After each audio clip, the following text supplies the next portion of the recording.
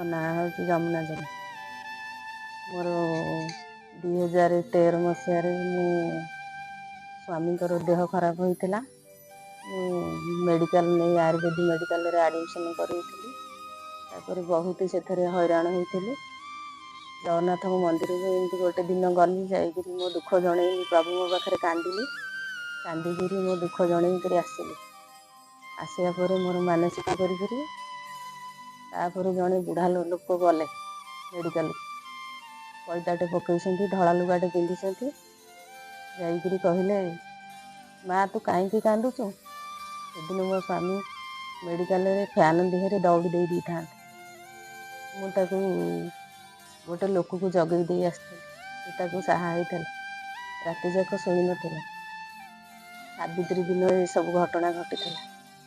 ତାପରେ ସେ ଲୋକ ଜଣକ ଗଲେ, ଯାଇକରି ମୋ ପିଠି ଆଉଁସିଲେ, ମୋ ସ୍ୱାମୀଙ୍କ ମୁଣ୍ଡ ଆଉଁସିଲେ।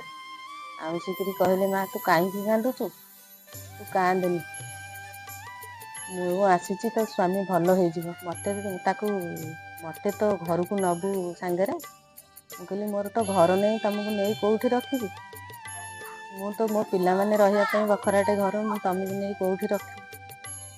ଏକଥା କହିଲେ। ସେ ମୋ ହାତ ଦେଖିଲେ, ତାପରେ ମୋ ସ୍ୱାମୀଙ୍କ ହାତ ଦେଖିଲେ। ଦେଖିକିରି ସେଇଠୁ କହିଲେ, ମା ଭଲ ହେଇଯିବ, କିଛି ହବନି। ତା 8 ଦିନ ରହିଲୁ ମେଡ଼ିକାଲରେ, ତାପରେ ଆସିଲୁ। ସେ ଲୋକ କୁଆଡ଼େ ଗଲେ ମୁଁ ଆଉ ତାଙ୍କୁ ପାଇଲିନି। ଗଞ୍ଜି ପିନ୍ଧି ନାହାନ୍ତି, ଖାଲି ଧଳା ଲୁଗାଟେ ପଇତାଟେ ପିନ୍ଧିଛନ୍ତି, ମୁଣ୍ଡରେ ତିଲକ ଲଗେଇଛନ୍ତି। ସେତିକି ତାଙ୍କୁ ଦେଖିଥିଲି। ସେ ସିଆଡ଼େ କୁଆଡ଼େ ଗଲେ, ମୁଁ ଆଉ ତାଙ୍କୁ ପାଇଲିନି ଭେଟ। ବହୁତ ତାଙ୍କୁ ଖୋଜିଲି, ହେଲେ ପାଇଲିନି।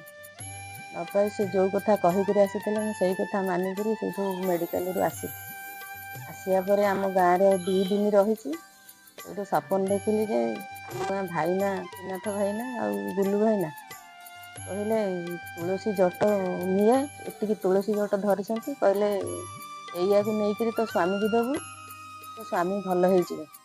ମୁଁ ସେଇଆ କଲି, ତାଙ୍କ ପାଖରେ ଜଳସେଇ କଲି, ମାନସିକରେ ରହିଲି 5 ବର୍ଷ ନିରାମିଷ ଖାଇକି।